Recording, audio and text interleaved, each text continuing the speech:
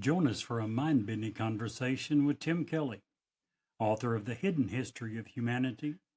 Tim will share his groundbreaking research on ancient civilizations, lost technologies, and the enigmatic origins of human consciousness. Tonight on Newsworthy, two words and two question marks. Hi, this is Ed Locke with USA Mortgage. Buying your first home can be overwhelming, but here are 5 tips to make the process go smoother. Number one, find a lender, me, Ed Locke, that can answer any questions you might have and help you get pre approved. There are multiple options available based on your situation. Number two, work with a real estate agent you can trust. Number three, don't rush the process. Take your time and know that the process could take some time. Number four, consider all the costs. Number five, get a home inspection and review it with your realtor.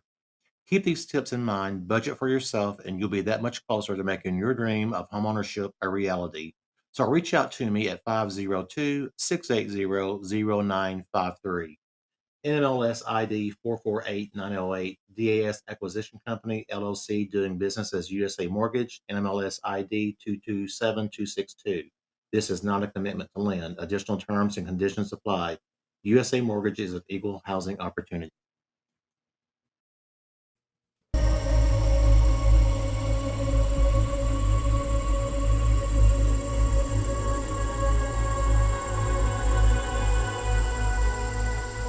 It's alive! Have you checked the children? Get out!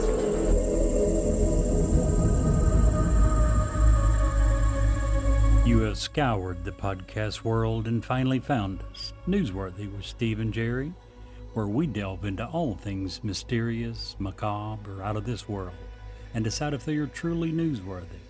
Two words and two question marks.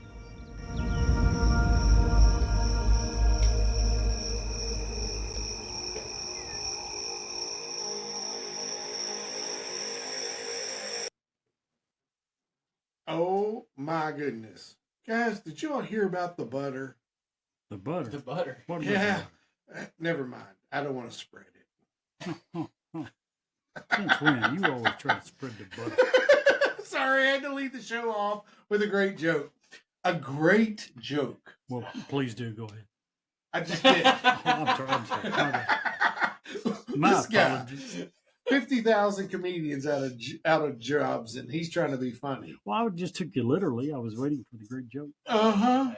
Uh-huh. Speaking of great jokes, did you hear about the man who invented castration? Oh, Castration. really? No, I did not. He won the No Ball Prize. No ball. Oh, my goodness. Oh. Did you hear about the castration doctor that got fired? No. He got the sack. You just had that one in your sleeve, didn't you? Yeah.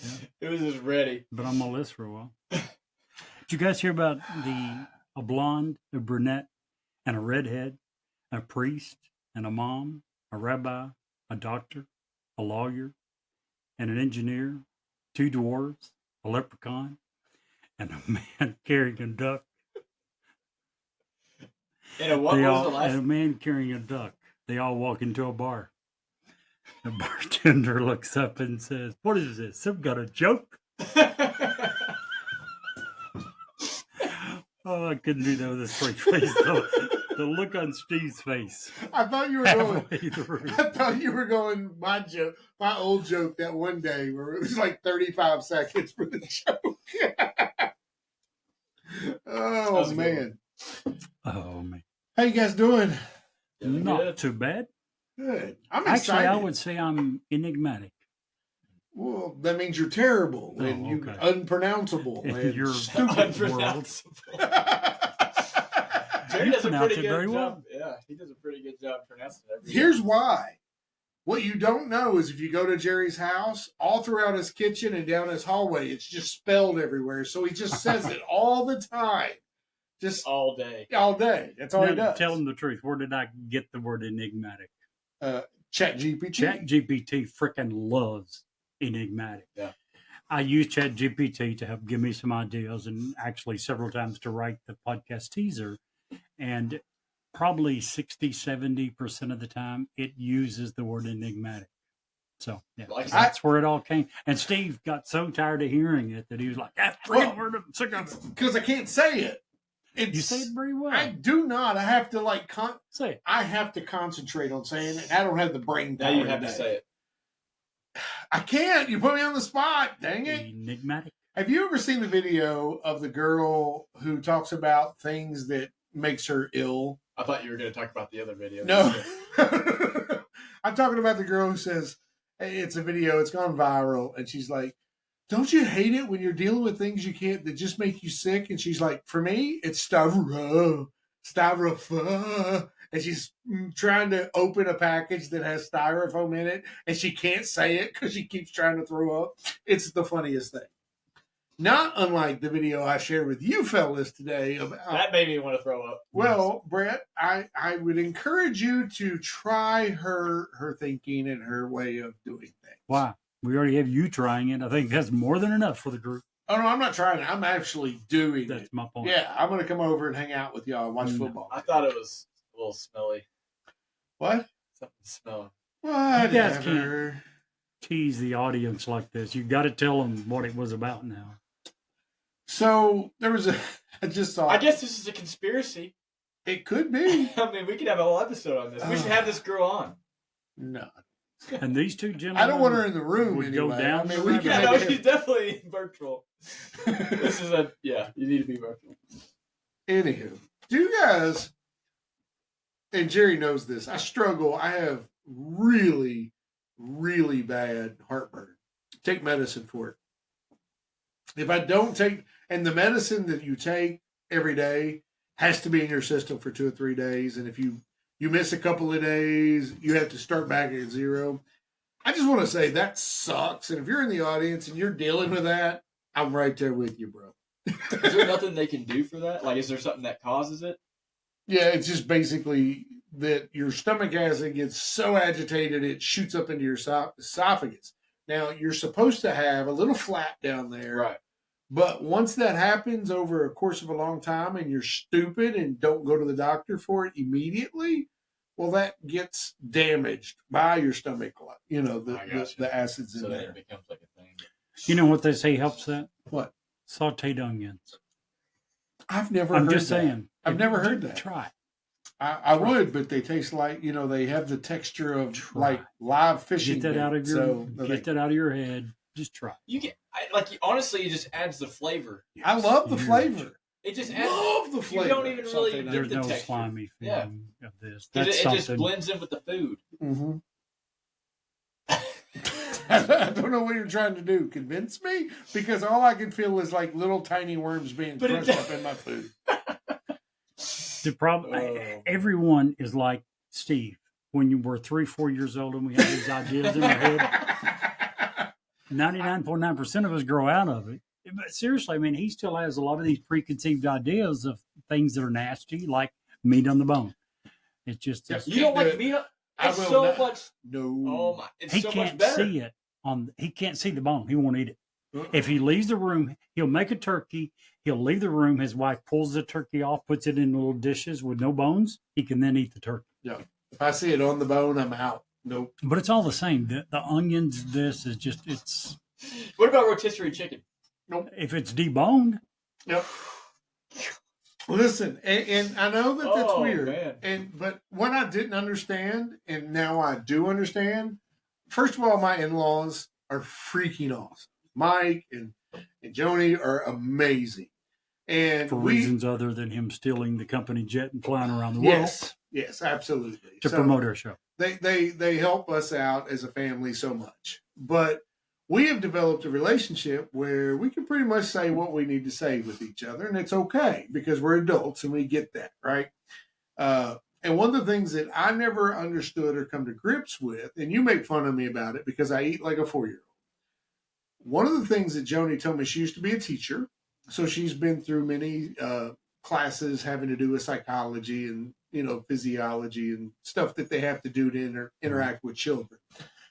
But kids that come out of homes that are how did she put it? Low income food homes or food threatened homes typically eat worse than kids that did not come out of there.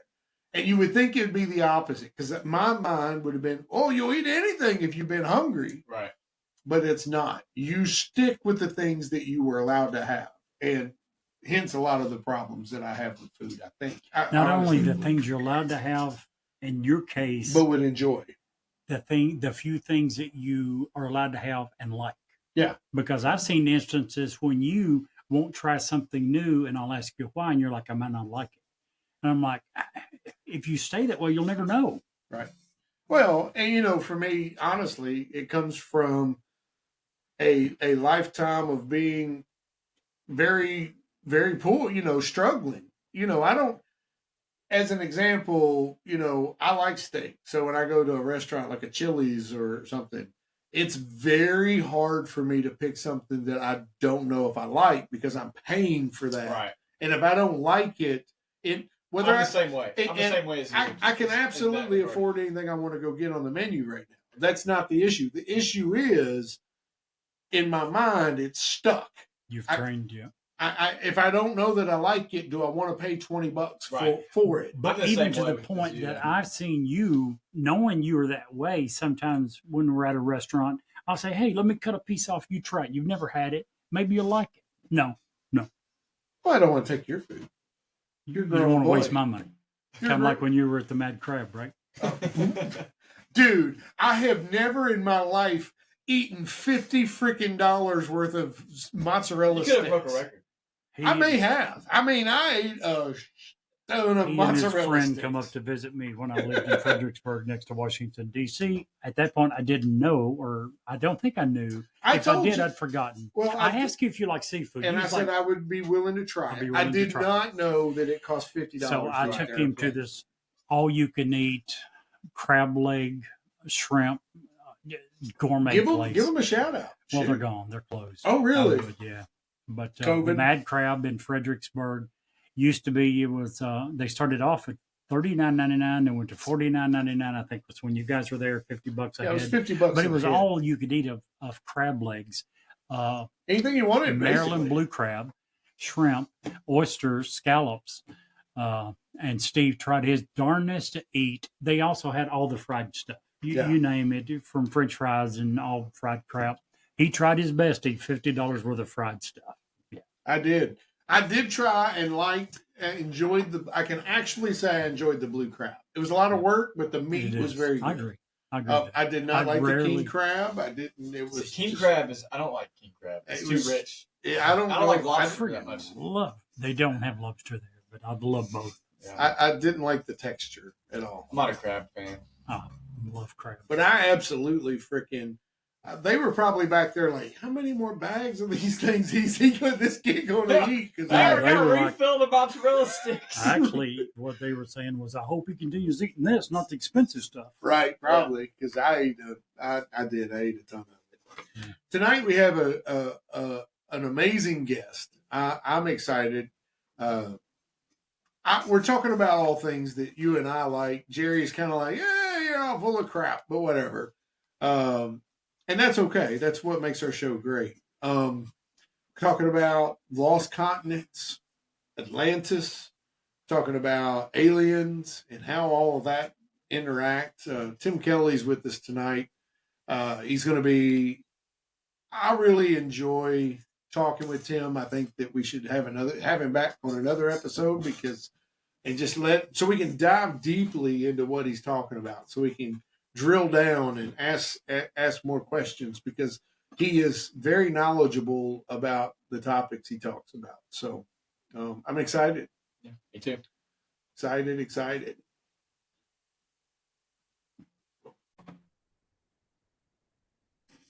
Hey there. Good evening, guys. I'm glad to have you here. Hello. Glad to have everyone here. Tonight, we're going to talk with a very special guest. The founder of Polytope Press, the author of the book Hidden History of Humanity, which chronicles the outstanding story of our ancient past from Atlantis to the present. The book is heavily cross-referenced. You can check out all of his stuff at the website, Brett. That's Polytope, www.1.50megs.com. There are a huge amount of books there, a plethora of information. Tonight, we're going to dive into that stuff. Some of the other books that he's written, The Math Wizard, is a pretty way above my pay grade book. I'm not going to lie. I tried to read some of it, and it was just I don't do math. Well, let's welcome to the show Tim Kelly. Tim, welcome into Newsworthy with Steve and Jerry. Thanks for having me. Absolutely. So tell us a little bit about yourself, and let's dive into the hidden history of humanity. I'm a big believer, and there's a lot in humanity that has been hidden that we don't even know existed. Yes, well, I loved writing from the time I was a little kid. I won several awards for it, including speech and debate awards as well as science awards. And then I began to win several writing awards. So I felt like I was on the right track for my life, doing what I love to do, and something that I was getting a lot of awards for. And eventually, when in relation specifically to the history book, I had studied history my entire life, but eventually there came a point when studying the ancient past where I felt more drawn to understanding even more than was out there.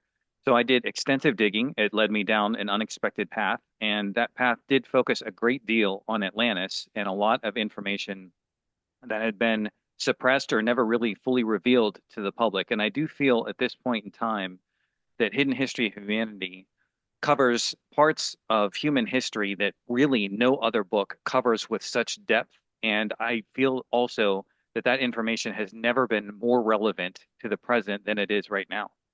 Awesome. So we've covered Atlantis on a couple of different shows from a couple of different angles. So spoiler alert, where do you think Atlantis is in the world?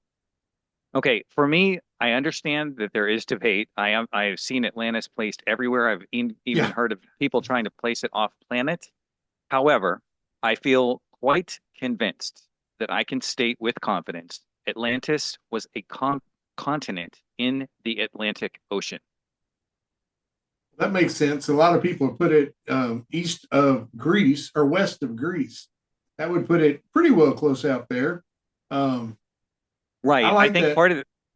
part of the confusion were the Atlantean legacy colonies. I get extensively into that in hidden history. Crete, for example, was one of the major Atlantean legacy colonies. There were several others, but because the legacy colonies are being confused with the original, this is where a lot of the confusion comes in. Ireland, for example, was also another spot where Atlantean refugees fled, and they fled all over the Mediterranean basin. They were settled in Northwest Africa. There's a whole bunch of different places, but the original major city of Atlantis, the capital of Atlantis, was called Poseidonis, and it was located in the Bimini area. Oh, wow. So, okay. So that would explain some of the ruins that they've located off of the coast of the Bimini. I can't even say that word hardly. Yes, it would, but the story is just so much bigger than people can even imagine. So there exists what I call geodetic math. This is math of looking at the entire surface of planet Earth. So when you use that geodetic math, there's an idea that was popularized by scientist Richard Hoagland of NASA. Talked about inserting a tetrahedron into a sphere and looking at the points where the tetrahedron touches the surface of the Earth. You can do that same thing with a cube. When you do that with a cube and insert a cube into the sphere of the Earth, one of the corners of the cube would touch the Giza Plateau, where the Great Pyramid is located. Now, my research indicates very strongly that the Great Pyramid was never a tomb. It was actually an extremely sophisticated device. We actually know a great deal about the physics of how that device worked. And if you go exactly 90 degrees west of the Giza Plateau, anyone can verify this, get a map and look at it, you will hit Poseidonis, the capital of Atlantis. So for me, this is very much clear proof that the Great Pyramid in Giza was another part of the Atlantean legacy. So what are your thoughts on the Eye of the Sahara as being the location of Atlantis? Because I heard a lot of people talk about where they have the 10 kingdoms of concentric circles and a like Plato said, it's said to have mountains in the north. So what do you think about that? What I think is the following, is that Eye of the Sahara is actually recorded in the ancient historical writings as another Atlantean legacy site. And that site was actually known by a specific name, which people can look up, Cerne. That was the Atlantean colony that they found. Now, does it resemble the Atlantean city design? Yes, it does, but there are several cities in rings that were also Atlantean legacy colonies that also have that same type of design. But the major capital of Atlantis was Poseidonus, and the only other major metropolis that was on the main continent was a city called Tritonus, which was to the east side of the Atlantean continent. And as Atlantis slowly began to fall, refugees fled Atlantis and went to the nearest drop-off points. These included Ireland, and they also included Northwest Africa. Now, they may have actually been there pretty close to the very end. There's some interesting research on that in relation to a mythological figure known as Athena.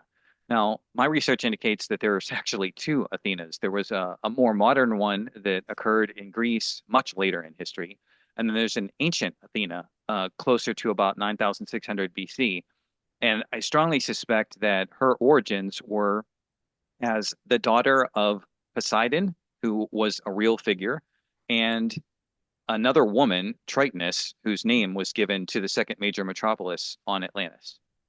What do you think was the ultimate reason that Atlantis, in this case, I think we're in agreement, sank beneath the ocean? Yes, well, that is quite a tale. And the full story is quite incredible. I was not expecting to uncover everything that I uncovered, but what I did uncover, I feel, is backed up by so much evidence that no matter how extraordinary this story is, I do think that this story is true. And what I would understand is the following. When you look at the solar system as a whole, I spent some time, I actually start Hidden History of Humanity with a tour of the solar system. And one of the things that stands out as one of the strangest features of our solar system, of which there are many strange features, is the debris field between Mars and Jupiter, the asteroid belt. Now, the research does indicate that that was once a planet and that the planet exploded.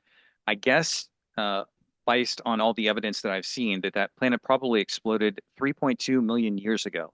Now, at that point in time, humanity could not be the species that was out in the middle of the solar system working with advanced technology. And there's clear indication that when that planet exploded, there was nothing natural about it, that was probably exploded in the course of a war. The debris field spread out predominantly to the outer planets. I happen to believe that the next 4 planets between Mars and Jupiter became gas giants only after the impact from the debris from this explosion hit it.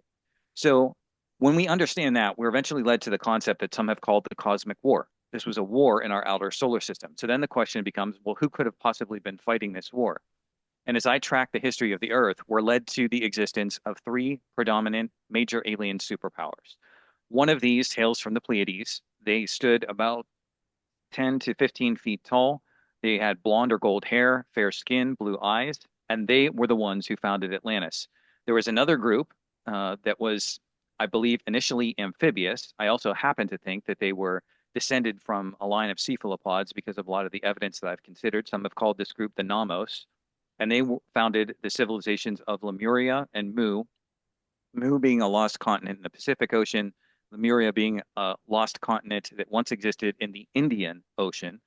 And then there was a third group, a reptilian group, that was extremely hostile. Now, when you study the technology that was used in Atlantis the way that I have, you see that these people had so much to create paradise on Earth. And the beauty of my research, I feel, is that I can show you how that paradise was constructed from the basic level of low-level technology to actually the most sophisticated forms of technology, for example, using plasma physics.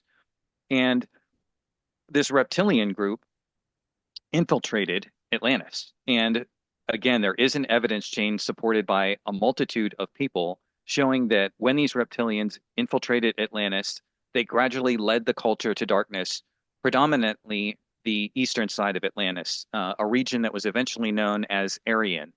And that Aryan legacy goes through space and time. Actually, we're in some ways dealing with it to this present day. The Atlantean legacy colonies actually impacted the Middle East. This is another hidden part of history that's much more recent that a lot of people have no clue about. But there were different Atlantean legacy colonies, one of the biggest of which was in the North Sea. And Atlantean legacy people went south and eventually colonized the area that would become known as Palestine. And they were known as the Philistines. If you go over the archaeological evidence, it is quite indisputable. There's clear ties between Crete and the Philistines, showing that these were indeed the same people. And I actually happen to believe that part of the Philistine legacy was linguistically when the Philistine region became Palestine. And some of those people also went into Iran. And you can see some people would even say that the name of Iran for the country derives from Aryan, which again gets back to the eastern part of Atlantis. So as for why Atlantis fell, the demigods, as stated in the story of Plato, he says that he's telling you a history. He's not telling you a myth. He's not telling you an allegory. He says that beings from the stars came down, and one of those beings was named Poseidon, that he mated with a mortal woman whose name was Cleito, spawning a line of demigods. This began with 10 male twins and 7 female sisters. These were being offered the path to enlightenment, but the reptilians, called by the sons of Belial in the writings of Edgar Cayce, seduced people to the dark side, put them on a path of conquest, and eventually the worst parts of Atlantis corrupted it, and I believe corrupted its defenses to the point where impacts from space were able to ultimately sink the continent. Wow. I have a couple of questions to follow up there. First of all, I'm glad that you brought up Mu. It's one of the continents and civilizations that Jerry and I go round and round off air about because of the connection with Easter Island and the Philippines and the different places out there, and their languages and how similar they are, so many thousands of miles apart. Correct. But you brought up the Aryans, and this may sound like a legitimate dumb question, and I apologize if it is. But during the lead up to World War II, Hitler actually had sent troops and supplies and all over the world tracking down artifacts from what he believed was the Aryans, which ultimately led him to Antarctica, according to most reports. Now, whether that actually happened or not, who knows? But are these the same Aryans that he was tracking, or is this a different sect? It is my strong belief that it is the exact same group. Gotcha. Well, because he was very, very into the occult. He was very into anything that gave his troops, Germany, a upper hand. And not only was he into all that, it was fueled by his rampant drug, his drug addictions that he just, and more power to him. According to all reports, he actually gathered up a great storehouse of ancient relics. So I was just wanting to see if those two pieces, 1 and 1, actually equal 2. I believe they do. Awesome. So what you've told us is a big story. It is a lot to take in. Tell us. Yes, it is. Tell us. So you, other than the proof that LIDAR has shown us off of the coast of the Bahamas, the civilization, the pyramids that are out there, is it your belief also that the pyramids of Giza are like what has been speculated and hypothesized, that Giza, the Great Pyramid of Giza, was actually a power plant per se? Correct. Awesome. Correct. And the only other thing that I would add to qualify to that is you have to understand the history of the Giza Plateau, which is just so much deeper and richer than people realize. Originally, there was just the one Great Pyramid, sometimes referred to as the White Pyramid or the Pyramid of the Sun. And then after that pyramid, there's actually a second pyramid that most people just have no idea was ever even there. And that was called the Black Pyramid or the Pyramid of the Moon. And this preceded the two other larger pyramids that were there. And the second major pyramid on the plateau that most people see in the images, that was actually not what we would technically refer to as a Great Pyramid. Now, in my writing, I talk about a path to enlightenment that was being offered from the Pleiadians to humans, and that I think there were three aspects to this: physical, mental, and spiritual. The mental part of it was conducted in what we might call a university back then. People would just use the term temple indiscriminately, but it's much closer to a university when you look at the subjects that were studied. There was chemistry, there was astronomy, there's a lot of other things. And this temple had a cubical shape. Now, if you carefully read what Plato's describing, he describes a cubical building where people were going on this path of learning. And then we find out from author Tony Bushby, who wrote a book called Secret in the Bible, that the second major pyramid on the Giza plateau was actually built over top of the cubical pyramid of learning that was once there. Oh wow.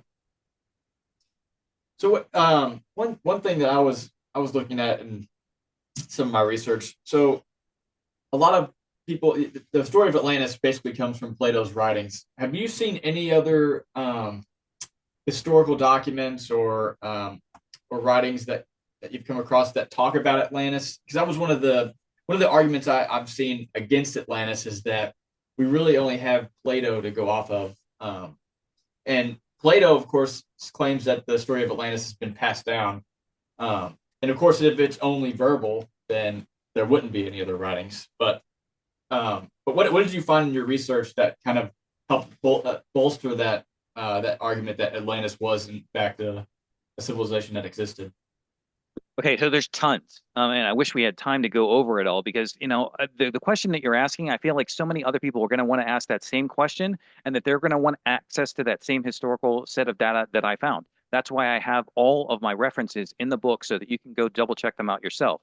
So let's go back to Plato for just a moment. So we were talking about Plato, and you were talking about how the story was passed down. Well, where was the story passed down? It was passed down from Solon, the ancient Greek who visited Egypt and Giza, where this story was recorded. Now, after he gives that account, there is another historical figure, Crantor. You can look up the name. It's usually Krantor. This individual happened to go to Giza and found the story inscribed in writing on ancient Egyptian pillars and said that the account matches exactly the same account given by Plato. So yes, there actually are tons of other historical figures. Diodorus of Siculus, another fancy way of saying that he was from Sicily, went over a lot of these same Atlantean accounts and corroborated several other aspects of the story. There's ancient trading that went on across the Atlantic Ocean on islands that were left as vestiges of Atlantis. In addition to this, we also have genetic evidence, linguistic evidence. For example, just quickly on the genetic evidence. So normally when you ask someone, what do you think of a native African? I mean, just try to picture what a native African would look like. Most people are not going to say somebody with blonde hair, blue eyes, and fair skin. Okay. But most of the time, we find that these Atlantean legacy people who were living in Northwest Africa actually do have those very same characteristics. And this is because in the eastern side of Atlantis, we saw a group of people who were living on the Canary Islands and the Azores, which are remnants of Atlantis on the eastern part. The Guanche tribe and the Berbers are genetically and linguistically tied to one another, and they all had blonde hair and blue eyes, showing that this was part of that same colony. There's also a more controversial document, which some people might dismiss out of hand because they would just hear this story and they think, okay, this has just got to be completely crazy. But there is a professor who was at an archaeological dig in a place called Ashkelon in Israel, and he discovered something that he calls the Atlantis Chronicles. It was written on a strange paper that was mysteriously waterproof, and it goes over technical aspects of the history of Atlantis, details that most people have never heard before. Now, I read that information, and I wasn't quite sure what to do with it because at the time I couldn't cross-reference it. But eventually I did cross-reference it because my research just kept going. I came across a book by Jürgen Spaniff. Now, he's very enthusiastic and he has a lot of evidence that is a little different, but I was able to eventually cross-reference everything Spaniff discovered about the colony that used to exist in the North Sea with all the data that also cross-checks the history of Atlantis. Another statement that is very significant, I find, again, a lot of times we just have little fragments that we can work with, comes from an individual. This is the Roman sophist called Elian, Elian, quoting an unnamed Greek historian who stated of Atlantis the following, that it was a continent in the Atlantic Ocean, that the people who lived there stood twice as tall and lived twice as long as the average human being, and that on Atlantis there were two metropolises, one peaceful and one warlike. And that perfectly matches exactly what I was saying before about the Atlantean capital and Poseidonis. And there's also, again, the more warlike metropolis that was Tritonus to the east. So I'll just pause there. Oh, that's awesome. I have so many questions. I can already see a part two to this podcast. I'm not gonna lie. So I guess one of the big questions I have is regular folk like you and I. Did we live alongside the people of Atlantis? Were we their workers? Were we accidental? Were we because I like Graham. I'm sure you're familiar with Graham Hancock's work. I am. And he talks a lot about multiple past great civilizations in human history. And I was just curious as to what your belief is for the average Homo sapien during the time of Atlantis.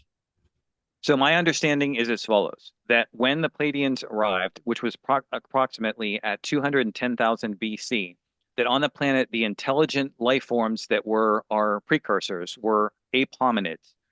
These would be along the lines of Australopithecus and some of the other ones, Heidelbergensis. There's some very technical terms that people use.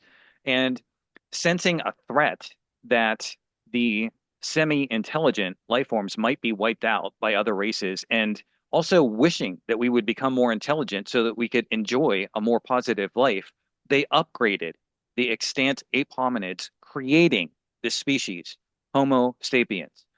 So I believe our species then did come into existence at approximately 210,000 BC due to a Pleiadian upgrade.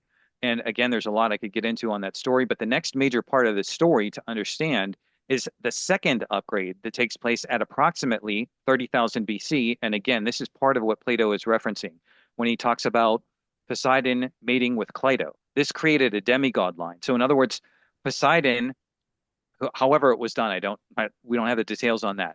But somehow the seed of Poseidon went into one of these Homo sapiens, creating a demigod line. So these were part Pleiadian, part human. And this eventually, through dilution over time, as the Pleiadian genes gradually get diluted, this leads to the Cro-Magnons that we see. And again, the remains of the Cro-Magnons have been found on the Canary Islands and the Azores. And they show very distinct characteristics from a lot of the other Homo sapiens that existed at the time. So this is a second upgrade. So we are, in a sense, a legacy of people from the stars who gradually upgraded us. And I actually do have genetic evidence that I cite in my book showing that Pleiadian DNA has actually been found in humans. And it is found very precisely on planet Earth. It's in an area of Denmark at about 2000 BC. Now, the people who found this evidence didn't know how to interpret that evidence, but I was able to interpret that evidence with the rest of the research I did, showing that it came from that Atlantean colony in the North Sea, sometimes referred to as Basileia. That is freaking amazing. That is awesome. So you mentioned the group of one of the alien groups, the lizard folk. If you follow, and Jerry's shaking it, he's already rolling his eyes at me because he knows where this is going.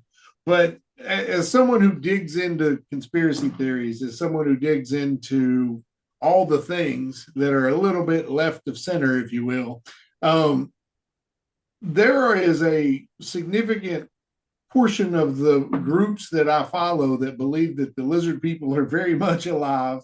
They're very much in control of some of the biggest things, and that they have adopted to be able to take shape of us so that they can manipulate, control, push, a lot of the wars that we get into because they feed off of that negative energy.